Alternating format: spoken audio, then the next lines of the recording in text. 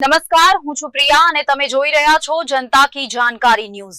નજર કરીએ આજના સમાચાર ઉપર। દેશના 24 રાજ્યોમાંથી શ્રેષ્ઠ 75 સરપંચોમાં માત્ર 49 સરપંચો ટોપ સ્ટાર સરપંચ ઢોલરા ગામના સરપંચ શોભનાબેન રોહિતભાઈ કાછડિયાનો સમાવેશ દિલ્હી બોલાવાયા।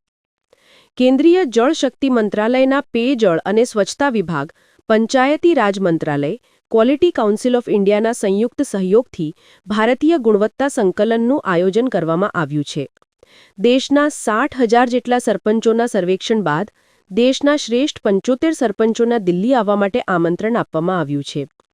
દેશના 75 સરપંચોમાં ગુજરાતના 10 સરપંચોની પસંદગી કરવામાં આવી છે, જેમાં લોધિકા તાલુકાના ઢોલરા ગામના સરપંચ શોભનાબેન રોહિતભાઈ કાછડિયા, રાજકોટ જિલ્લાના લોધિકા તાલુકાના ઢોલરા ગામના ટોપ સ્ટાર સરપંચ શોભનાબેન રોહિતભાઈ કાછડિયાને પસંદ કરવામાં આવ્યા છે।